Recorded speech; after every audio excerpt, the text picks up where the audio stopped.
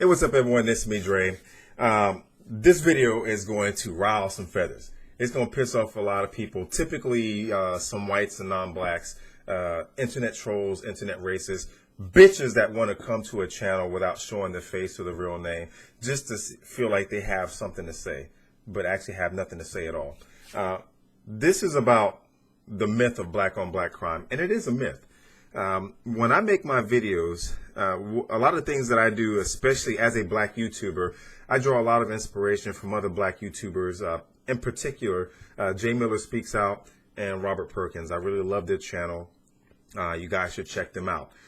They touch on a lot of different subjects, and it's not to trash non-blacks, because they call out people of all ethnicities whenever they hear of some bullshit or something that's happening in current events, and they want to bring it to light and just discuss it. So it's never an attack on just white people. However, when they make videos, or even like when I make videos, especially when I go to their channels, I like to look at some of the things that are said in the comment section, and it's almost 110% guarantee that someone white or non-black will quickly come up with some bullshit statistic about black on black crime. Now, we all know numbers can be manipulated and manufactured. Donald Trump proved that. A couple of months ago, he posted some sort of link or a post about black on black crime. And of all people, Bill O'Reilly, one of the people from Fox News that you would think hates black people the most, outed Donald Trump and corrected him about those skewed figures. And then Donald Trump tried to say that he didn't know or didn't do enough fact checking to ensure that information was accurate. So that goes to show that numbers can be manipulated and manufactured to create this narrative that blacks are extremely horrible. But black on black crime, it really doesn't exist. And when I say that, I mean that black people, they do commit acts of violence against one another, but is it any more horrific than what a white person would do against another white person? White people and non-blacks will typically deflect. Case in point, when black people go to rally because of police brutality, what happened to Michael Brown, what happened to Eric Garner, what happened to Laquan McDonald, white people and non-blacks will usually say, well, where's the outcry for black on black crime in Detroit? What about Jamila Bowen? She was just doing the homework and another black person killed her. Look, when you want to talk about especially Jamila Bowen, it's very tragic. And my heart goes out to the family because they lost an angel. But at the same time, why do white people and non-blacks deflect by saying that one black person, Darius Brown, killing a 9-year-old black girl while doing the homework is far worse than one white kid, Adam Lancer, walking into an elementary school after having killed his mother and then going into an elementary school and killing about 20 some odd elementary school kids that were doing their schoolwork.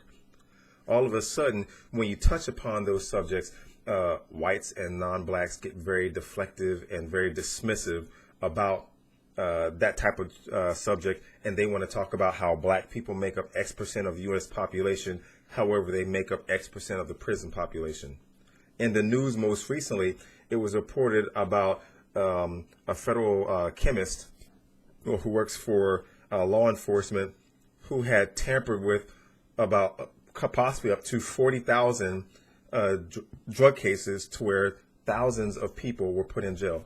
And you can only imagine how many of those people who were incarcerated because of her tampering that were black.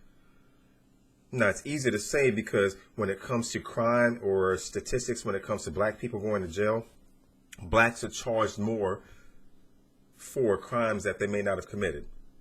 Blacks can commit the same type of crime that a white person commits, but get a harsh sentence, a more harsh sentence. Case in point, you have the gentleman who drove into those people at the South by Southwest Music Festival a couple years ago in Austin, Texas. But the year before, you have Ethan Couch in North Texas, the privileged rich white kid who was driving while drunk.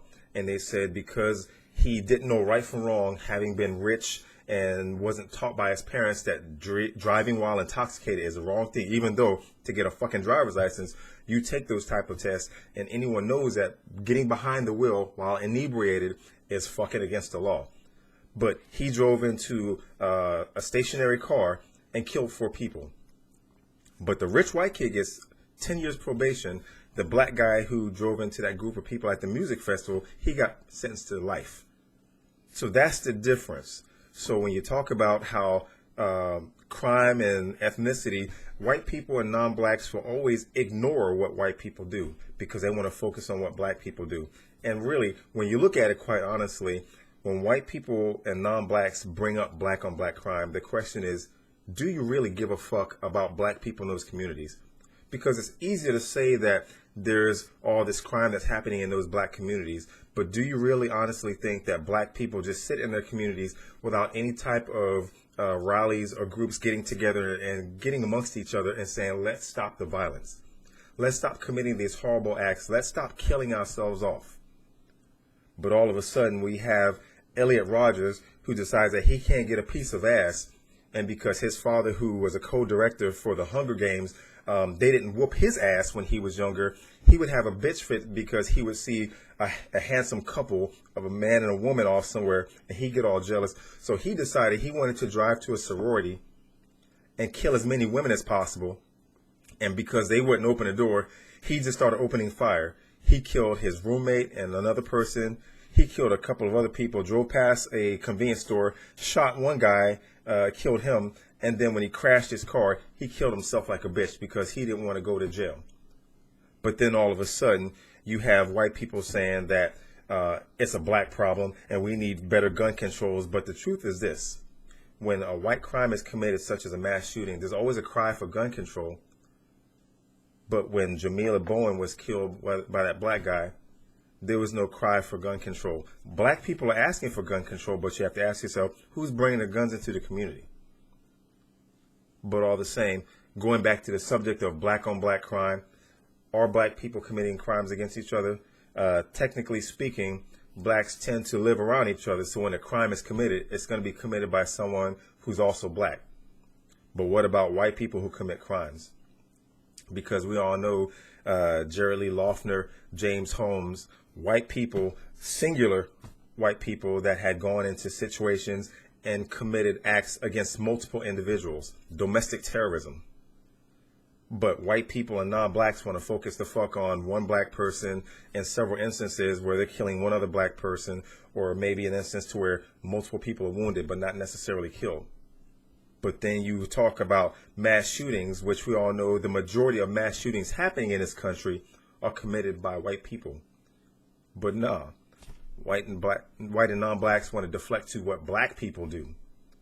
So if Darius Brown killed Jamila Bowen, yes, that's a horrible act. He deserves what he gets in prison, or if he gets sentenced to death, he deserves that as well because he took someone's baby away from them.